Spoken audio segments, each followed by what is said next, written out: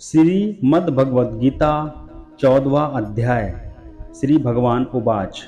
श्री भगवान बोले, ज्ञानों में भी अति उत्तम उस परम ज्ञान को मैं फिर कहूँगा जिसको जानकर सब मुनिजन इस संसार से मुक्त होकर परम सिद्धि को प्राप्त हो गए हैं। इस ज्ञान को आश्रय करके अर्थात धारण करके मेरे स्वरूप को प्राप्त हुए व्यक्ति सृष्टि के आदि में पुनः उत्पन्न नहीं होते और प्रलय काल में भी व्याकुल नहीं होते। हे अर्जुन, मेरी महत ब्रह्म रूप मूल प्रकृति संपूर्ण भूतों की योनि है, अर्थात गर्भाधान का स्थान है, और मैं इस योनि में चेतन समुदाय रूप गर्भ को स्थापित करता हूँ। उस जड़ चेतन के संयोग से सब भूतों की उत्पत्ति होती है। हे अर्जुन, नाना प्रकार की सब योनियों में जितनी मूर्तियां अर्थात शरीरधारी प्राणी उत्पन्न होते हैं, प्रकृति तो उन सबकी गर्भ धारण करने वाली माता है और मैं बीज को स्थापन करने वाला पिता हूँ। हे अर्जुन, सत्वगुण, रजोगुण और तमोगुण ये प्रकृति से उत्पन्न तीनों गुण अविनाशी जीवात्मा को शरीर में बांधते हैं।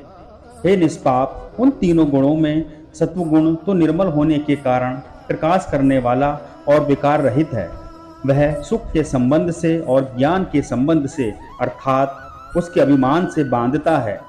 हे अर्जुन, राग रूप रजोगुण को कामना और आसक्ति से उत्पन्न जान, वह इस जीवात्मा को कर्मों के और उनके फल के संबंध से बांधता है।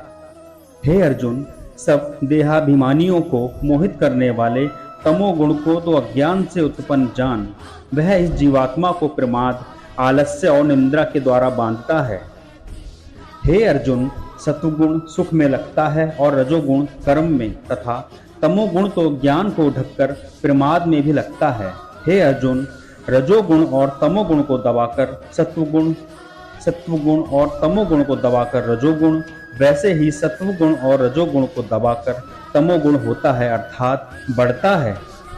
जिस समय इस देह में तथा अंतःकरण और इंद्रियों में चेतना और विवेक शक्ति उत्पन्न होती है, उस समय ऐसा जानना चाहिए कि सत्वगुण बड़ा है। हे अर्जुन, रजोगुण के बढ़ने पर लोभ, प्रवृत्ति, स्वार्थ बुद्धि से कर्मों का सकाम भाव से आरंभ, अशांति और विषय भोगों की लालसा, ये सब उत्पन्न होते हैं। हे अर्जुन, तमोगुण के बढ़ने पर अंतःकरण और इंद्रियों में अप्रकाश, कर्तव्य कर्मों में अप्रवृत्ति और प्रमाद अर्थात व्यर्थ चेष्टा और निद्रादि अंतःकरण की मोहिनी वृत्तियां, ये सभी उत्पन्न होते हैं।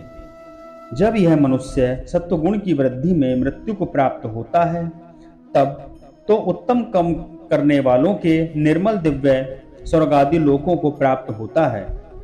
रजोगुण के बढ़ने पर मृत्यु को प्राप्त होकर कर्मों की आसक्ति वाले मनुष्यों में उत्पन्न होता है तथा तमोगुण के बढ़ने पर मरा हुआ मनुष्य कीट, पशु आदि मूढ़ योनियों में उत्पन्न होता है।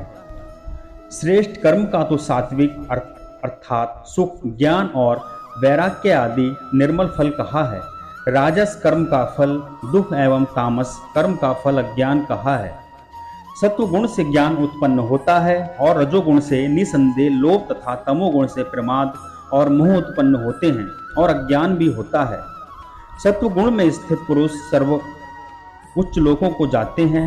रजोगुण में स्थित राजस पुरुष मध्य में अर्थात मनुष्य लोक में ही रहते हैं और तमोगुण के कार्य रूप निद्रा, प्रमाद और आलस्य आदि में स्थित तामस पुरुष अधोगति को अर्थात कीट, पशु आदि नीच योनियों को तथा नरकों को प्राप्त होते हैं। जिस समय दृष्टा तीनों गुणों के अतिरिक्त अन्य किसी को करता नहीं देखता और तीनों गणों से अत्यंत परे सच्चिदाघन स्वरूप मुझ परमात्मा को तत्व से जानता है, उस समय वह मेरे स्वरूप को प्राप्त होता है। यह पुरुष शरीर की उत्पत्ति के कारण रूप इन तीनों गुणों के उल्लंघन करके जन्म, मृत्यु, वृद्धावस्था और सब प्रकार के दुखों से मुक्त हुआ मनुष्य परमानंद को प्राप्त होता है। अर्जुन उवाच। अर्जुन बोले, इन तीनों गुणों से अतीत व्यक्ति किन किन लक्षणों से युक्त होता है और किस प्रकार के आचरण वाला होता है तथा हे प्रभु, मनुष्य किस उपाय से इन तीनों गुणों से अतीत होता है। श्री भगवान बोले, हे अर्जुन, जो व्यक्ति सत्वगुण के कार्य रूप प्रकाश को और रजोगुण के कार्य रूप प्रवृत्ति को तथा तमोगुण के कार्य रूप मोह को भी न हो तो प्रवृत्त होने पर उनसे द्वेष करता है और निवृत्त होने पर उसकी आकांक्षा करता है। जो साक्षी को सदृश स्थित हुआ गणों के द्वारा विचलित नहीं किया जा सकता और गुण ही गुणों से बरतते हैं, ऐसा समझता हुआ जो परमात्मा में एकात्म भाव से स्थित रहता है एवं उस स्थिति से कभी विचलित नहीं होता। जो निरंतर आत्म भाव में स्थित दुख सुख को समान समझने वाला, मिट्टी पत्थर और स्वर्ण में संभाव वाला, ज्ञानी प्रिय तथा अप्रिय को एक सा मानने वाला और अपनी निंदा स्तुति में भी संभाव वाला है, जो मान और अपमान में सम है, मित्र और बैरी के पक्ष में भी सम है एवं संपूर्ण आरंभों में कर्तापान के अभिमान से रहित है, वह मनुष्य गुणातीत कहा जाता है। और जो व्यक्ति अव्यभिचारी भक्ति योग के द्वारा मुझको निरंतर भजता है, वह भी इन तीनों गुणों की भली भांति लांघकर ब्रह्म को प्राप्त होने के लिए योग्य बन जाता है, क्योंकि उस अविनाशी परब्रह्म का और अमृत का तथा नित्य धर्म का और अखंड एक रस आनंद का आश्रय मैं हूँ। ये था श्रीमद् भगवद गीता का 14वां अध्याय। अगर आपको ये वीडियो अच्छी लगी है तो वीडियो को लाइक करें और अगर आपने हमारा चैनल अभी तक सब्सक्राइब नहीं किया है तो चैनल को सब्सक्राइब करें। साथ ही नोटिफिकेशन की बेल आइकन को प्रेस करें, जिससे आपको हमारी आगे आने वाली हर वीडियो की अपडेट मिल सके। ओम नमो भगवते वासुदेवाय नमः।